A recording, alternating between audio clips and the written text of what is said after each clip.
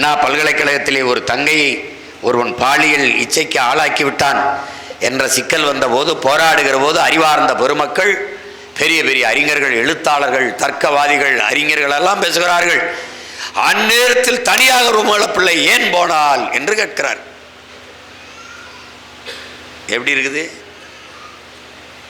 தனியே ஏன் போனால் என்று கேட்பது இந்திய அரசியல், திராவிட அரசியல்.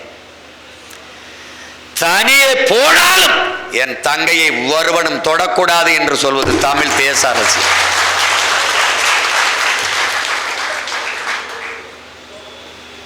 என் நாடு என்பது அவள் வீடு. அவள் வீட்டுக்குள் தனியா போக எவன்டா தொடுவான்? தனியே என் தங்கை போனாலும் அவள் நிழலை கூட எவனும் தொடக்கூடாது. தொட்டால்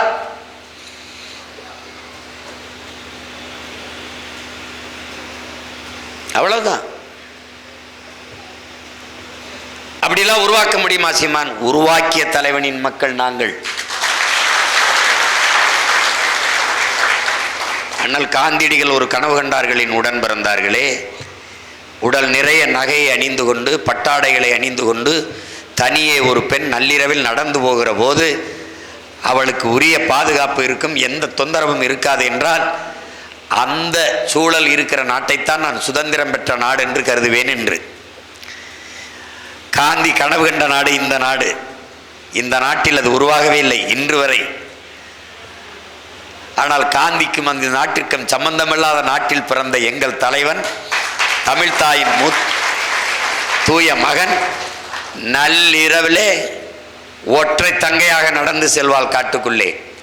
நள்ளிரவிலே குழந்தையை முன்னுக்கு இருக்க வைத்து மோட்ரு பைக்கை எடுத்துக்கொண்டு ஓட்டி செல்வாள் ஒரு பெண் புலி மகள். ஒரு பிரச்சனை இருக்காது, ஒருத்தன் தொட முடியாது. தொட்டால் ஒரே தோட்டா தூக்கி முடிஞ்சு போயிடும்.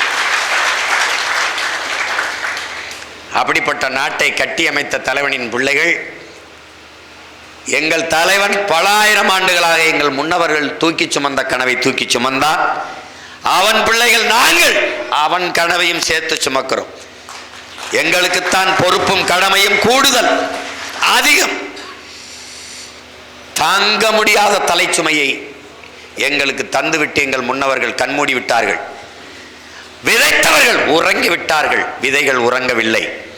உங்கள் முன்னால் நிற்கிற நான், விதைத்த விதைகளும் உறங்கவில்லை, விதைத்தவன் நானும் உறங்கவில்லை, முளைத்து கொண்டே இருக்கிறது.